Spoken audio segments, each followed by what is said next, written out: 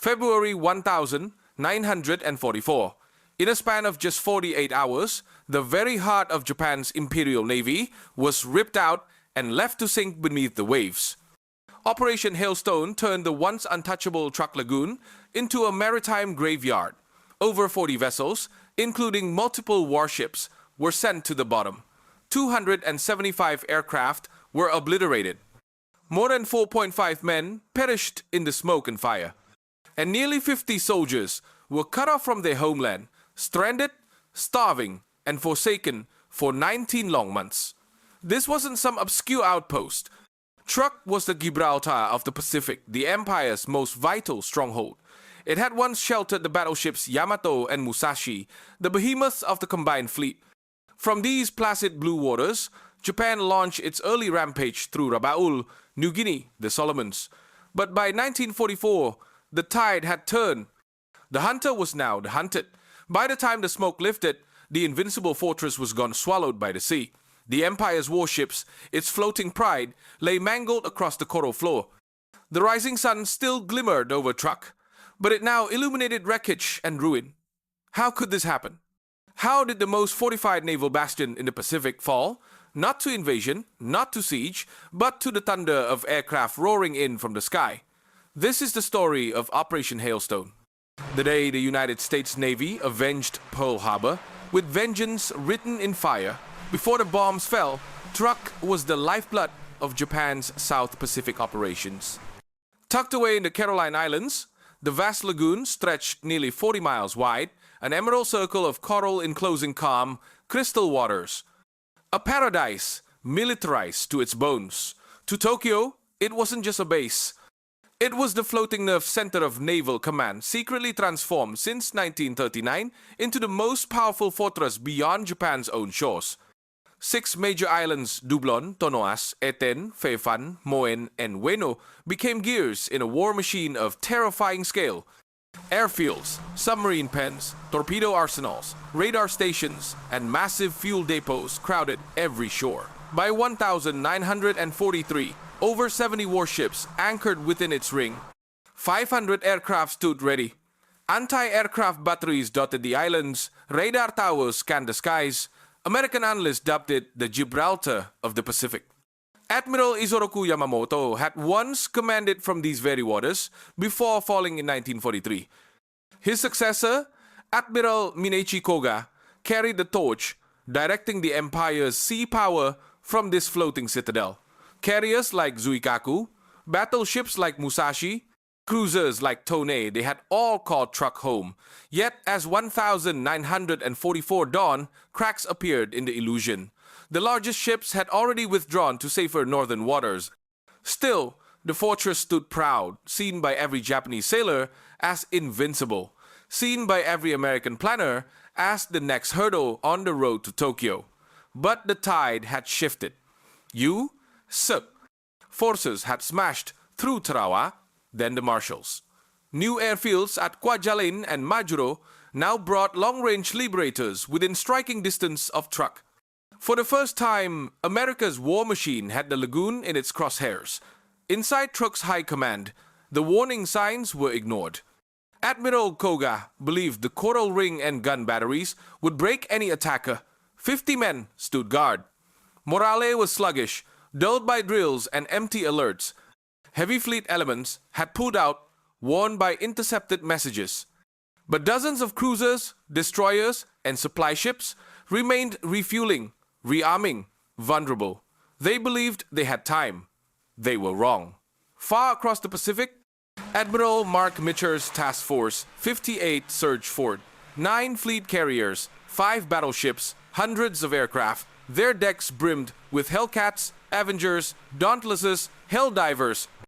American codebreakers at Station Hypo had cracked the signals, identified refueling schedules, mapped gaps in patrol. They knew the exact moment Truk would be most exposed. They planned to strike before the sun ever rose. February 17, 1944, a shroud of morning mist drifted over Truk Lagoon. The air was thick with diesel and salt. Japanese sailors sipped tea on the decks of their anchored ships, unaware that just beyond the horizon, Doom was already coming for them. The warning signs were faint, a distant hum in the sky, a barely audible vibration, too little, too late. From the east, the thunder rolled in. Hellcats screamed over the waves, engines howling. Then came the bombers, Avengers, Dauntlesses, Helldivers, launch in wave after wave from the decks of American carriers. As the sun crested the horizon, it lit up the sky with fire. Japanese radar on Dublin barely picked up the incoming storm. Sirens wailed as the first bombs fell. Below the American squadrons, trucks' perfect symmetry unfolded. Turquoise water, emerald palms, and rows upon rows of ships anchored in ideal formation. A paradise turned death trap. In the first hour, the Hellcats ripped through the sky, carving down the Zeros of Japan's 26th Air Flotilla. The air war wasn't a contest. It was an execution. By sundown, nearly 275 aircraft had been destroyed, burned on the tarmac, or shattered mid-air. The Japanese Air Force died before breakfast. By mid-morning, the lagoon itself became a roaring furnace. Torpedo bombers from the USS Intrepid and Bunker Hill swooped low over the harbor, releasing payloads with deadly precision. Avengers lined up on transports and tankers, dropping torpedoes barely above the water surface. The results were apocalyptic. Columns of water and fire shot skyward as ship after ship exploded. Dive bombers followed, peeling from the heavens at 10 feet, their bombs screaming toward the sea. Pilots described the scene as thunder come alive, an unending cascade of explosions that shook the very ocean. The first major casualty, the light cruiser Katori, flagship of Rear Admiral Akitomo Nakazawa. Hit by multiple 500-pound bombs, she tried to flee for the reef, only to be met by the guns of USS Iowa and USS New Jersey. American shells tore into her hull. She burned from bow to stern before vanishing beneath the waves with nearly all souls aboard. A Japanese destroyer, carrying over 500 survivors from the cruiser Agano, made a desperate attempt to enter the lagoon the next morning. It never reached shore. Carrier planes caught her mid-transit. A wall of torpedoes split her in half. 700 men lost in moments. The sky never let up. Fuel tankers like Fujisan Maru and Hoyo Maru ignited into towering infernos. Black smoke spiraled 10 feet into the sky. American pilots, miles away, could see the dark beacon of destruction rising from Truck of Death, signals scrolled in fire. As the day wore on, the news tightened. US submarines, including the legendary USS Tang and USS Skate, stalked the lagoon's exit, waiting for prey. Outside the reef, American battleships loomed, ready to intercept anything that slipped through. Then came the shattering of the Aikoku Maru. Strike bombers from the Intrepid hit her just after midday. A torpedo set off her ammunition stockpile. The resulting explosion split her in two. Hundreds were incinerated in an instant. The fireball rose high above the lagoon, felt by pilots flying overhead, shattering windows across the islands. By late afternoon, Truck Lagoon boiled. Fuel fires danced across the surface. Columns of black smoke twisted together into a single towering cloud. Inside the harbor, chaos reigned. Crews rushed to scuttle ships, launch lifeboats, drag wounded comrades to cover. The once pristine waters now looked like a volcanic pit, and the assault didn't stop when the sun went down. As night enveloped the Pacific, Mitch's fleet stayed ready. Deck crews worked by spotlight, refueling, rearming. Offshore, submarines lingered like sharks in the dark, watching for movement. Every few hours, a distant flash marked another death blow. The Japanese garrison waited for the inevitable invasion. It never came. Dawn broke on February 18th, with smoke still curling over the horizon, the air heavy with the stench of burning oil and twisted metal. The calm surface of Truck Lagoon, once pristine, now churned with wreckage, flames, and the floating dead. Yet still, the storm from the sky returned. American Avengers flew low once more, releasing torpedoes with surgical precision on the few remaining vessels that dared remain afloat. Dive bombers screamed overhead, raining destruction on fuel depots, hangars, and shattered airfields. On Dublon and Eten, storage tanks erupted into columns of fire. Flames painted the horizon orange and black. Pilots saw bodies adrift in the wreckage, lifeboats overturned, wreckage floating in silence, ships still burning from the previous day's onslaught. The lagoon no longer shimmered with Pacific blue. It smoldered with ruin and despair. By the afternoon of the 18th, Operation Hailstone had done the unthinkable.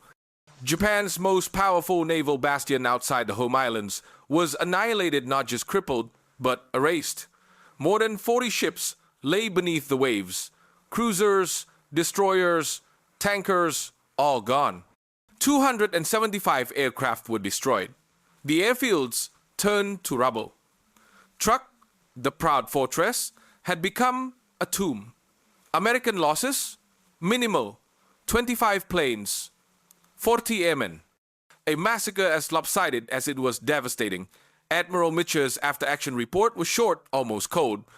The fortress is neutralized. Truk is no longer a threat. But the truth behind those few words was enormous.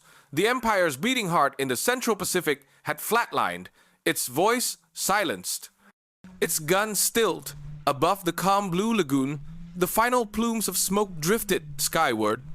Beneath the surface, shattered steel held the last cries of the fallen. But for the men left behind, nearly 50 Japanese soldiers, sailors, and personnel, the real war had just begun. Not against an enemy, but against starvation, against disease, against madness. With trucks sealed off by air and submarine patrols, it became a prison. Every ship that tried to approach was hunted down and destroyed. No convoy would reach the lagoon again. At first, the survivors believed help would come. They repaired runways using coral and steel from wrecked aircraft. They dug new trenches, scavenged old machinery, built makeshift hangars from twisted metal. Pilots who once soared in zeros now dug latrines or fished in silence. But no planes ever flew again. No ships arrived. The great fortress had become a graveyard. Then the jungle crept in, and so did disease. Malaria spread like fire. Mosquitoes bred in the wreckage. Food supplies rotted. Rice stores spoiled. Without medical supplies, they treated wounds with boiled seawater. Medics worked in caves. The sick lay in darkness, their moans echoing through Mount Tonoas. Every night, the jungle hummed with suffering. Men fished among the husks of their own navy casting nets near sunken battleships, pulling taro roots from the island soil. They used aircraft scrap to cook whatever they could find. Even officers scavenged, even the proudest bent. Yet, every morning, the garrison still raised the rising sun flag. Every dawn, they bowed northeast toward Tokyo, toward a homeland that had forgotten them. A local islander later recalled seeing their flashlights flickering in the dark, hearing the distant strains of the emperor's hymn, sung by voices that refused to surrender. They still believed Japan would return, but Japan never did. The war had moved on, leaping toward the Marianas, then Guam, then the Philippines. Truk had vanished from the empire's map. It was too far, too costly, too late. By the end of 1944, it had become a black hole in the Pacific, a monument to a dream undone. As 1945 approached, the silent agony of Truk deepened. Cut off entirely, the once mighty fortress became a fading shadow. Palm trees grew wild over bombed-out airfields. Guns rusted in silence. The garrison, nearly 50 men, faded into ghosts. No ships, no planes, no orders. Only hunger, disease, and the memory of glory. Starvation gripped the lagoon. Without convoys, without supplies, men turned to the land and sea. Canned rations had long spoiled. Rice was infested or rotten. They survived on coconuts, breadfruit, and fish caught by hand in the same waters where their ships lay twisted and dead. Some nights, oil still seeped from the sunken hulks, slicking the shore in black. Disease consumed what the bombs had spared. Malaria, dysentery, beriberi. With no medicine, wounds turned septic. Infections spread. The dead were buried in shallow earth or carried into the jungle, left to the insects and the dark. Officers who once commanded steel leviathans now led burial details. Still, discipline held. They raised the flag. They drilled. They bowed toward the homeland to stop believing that was treason. Even as bodies withered and uniforms rotted into rags, islanders from Chuuk remember the nights. Lanterns flickering in the jungle, Japanese voices singing war hymns, drifting between the palms. They didn't know the war had passed them by. June 1944 sealed their fate. The fall of the Marianas cut off the last thread between Truk and the Empire. Then came Leyte Gulf, Iwo Jima, Okinawa. The war thundered northward. Truk disappeared into silence. When Japan surrendered in August 1945, no word reached the lagoon for weeks. The garrison kept marching, kept saluting, kept waiting, until September 2nd. Aboard the cruiser USS Portland, Vice Admiral Chuichi Hara surrendered the Truk garrison to Vice Admiral George D. Murray. Nearly 49 Japanese troops, barefoot, thin, sick, laid down their arms. American film crews captured the moment. Silent lines of soldiers moving past the wrecks of their own fleet, stacking rifles in the sand. Skeletons in uniform, defeated not by bullets but by time. The footage would later be titled Ghost Fleet of Truk Lagoon. It showed more than surrender. It showed the soul of a vanished empire. Ships still rested beneath the waves. Inside their sunken hulls, boots, helmets, porcelain cups untouched since 1944. A pilot's bones still curled in the cockpit. A gun turret still aimed at an enemy that would never come. Coral grew over steel. Fish darted through hangars. Sunlight spilled in through shattered bulkheads, painting everything in gold and green. Truk had become both cemetery and museum. Beauty and tragedy locked together in silence. For the Japanese, it was the cost of arrogance, the myth of an unbreakable empire drowned in reef and blood. For the Americans, it marked a turning point. The day air power proved it ruled the sea. Operation Hailstone had opened the road to Saipan, Guam, and ultimately Tokyo. The base meant to shield the empire had instead become its grave marker. 80 years later, the lagoon remains still, peaceful. But beneath its waters, over 60 wrecks and 250 aircraft sleep perfectly preserved by time. Each one a story frozen in steel. Divers call it the Ghost Fleet of Truk Lagoon. And when they descend, they don't meet enemies. They meet men caught forever in the undertow of history. In the stillness, you can almost hear them. The thunder of engines, the crash of bombs, the final cries of sailors who never came home. The sea holds their secrets. The coral guards their names. And as the sun sinks into that eternal lagoon, the water shimmers like molten gold. The heart of Japan's navy still rests there, silent, broken, unforgettable.